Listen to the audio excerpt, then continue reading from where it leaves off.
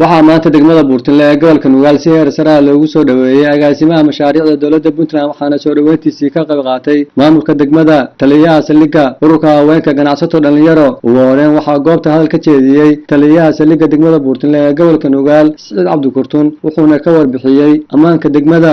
saldhiggan xagga nabadgelyadu waa boqolkiiba boqolaad bay u fiican tahay ogaa xagga gaadiidka markaan ka cabanayno aan leenahay cabanayno waxa weeye gaadiidka waan ka cabanaa wax gaadiida oo shaqeeya ma jiraan hal gaadiid baabuur baa jiray baabuurkaasna waa leysay aad indhaha ku arki doontaa baahida ugu weyn oo markan ka jidha saldhigga waxa weeye waa gaadiid la'aan dhanka kale gudoomiyaha degmada Buurtile Maxamed Maxamuud Axmed ayaa dhankiisa soo dhaweeyay agaasimaha mashaariicda Puntland wuxuuna uga mahadceliyay madaxweynaha dawladda Puntland iyo agaasimaha mashaariicda inay ka qayb qaateen horumarka ka soconaya degmada Buurtile ee gobolka Nugaal soo dhaweynta aan u sameynayno agaasimaha mashaariicda madaxtooyada dawladda Puntland mudane Cabdiqani Daashan runtii aad baan ugu faraxsanahay inuu saaka soo booqdo degmada Buurtile agaasima ku soo dhawo degmada Buurtile runtii waxaan aad iyo aad adiga iyo madaxweynaha iyo guud ahaan madaxtooyada Puntland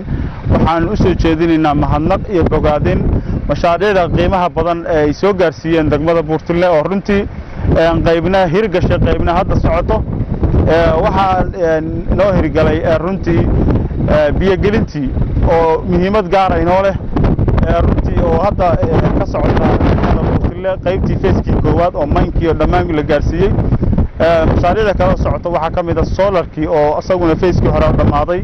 runtii inta laamiga lagu waxeeyay wax badan bulshadu ay aad uga mahadceliyeen isbedel weyn xagga bilicda iyo xagga amniga ka qayb qaatay waxaa kala socda saakato aan horena u dhagax dhignay saldhig caalami ah oo runtii hay'adda SSF jaanta sida ka warhaysan dabcan way soo madhay waxaa kaloo jira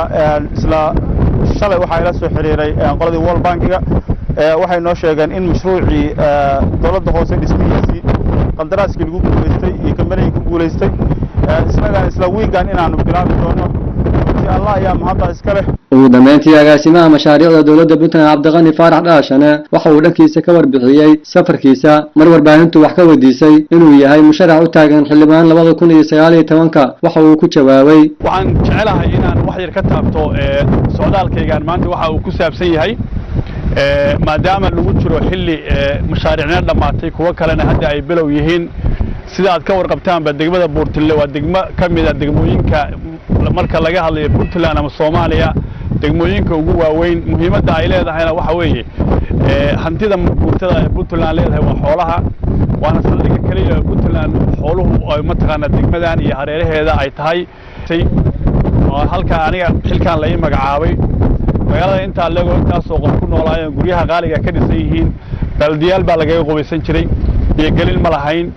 waxa ilaahay maadiisa maanta in biyo-gelintii magaalada ay dhamaatay iyadoo lacag aad u badan ku baxeen solar systemka aad aragteen oo loogu talagalay mataqaana jidadka iyo xaafadaha in dhalinyarada habeenkii iyo bilicda saddex waxyaalood buu solar ku leeyahay bilicda magaaladu leeyahay amnigu wax ka qabtaa ganacsigana kor buu qaadaa waxaan u maleynayaa xilalka hadda la raadinayaa waa badan yihiin xildhibaannimaduna ma aha in qofku inta soo sheegto xildhibaan hadda uu meel fariisto aniga haddii xildhibaan la ii doorto degmada iyo mataqaana dadka deegaanku ay ii doortaan waxa aan maanta qabtay wax labaad wax ka badan baan qabanaya iyadoo xilligeeda weli aan la gaarin ay jirto hamigaas xildhibaan waa igu jiraa inaan mataqaana raadsado laakiin waxaan idin ballan qaadayaa reer Buurtile xafiiskii u horeeyay xildhibaan leeyahay inaan Buurtile ka furi doono haddii la ii qabto aan u baahiyihiin aan ku fuliyo xilka la ii doorto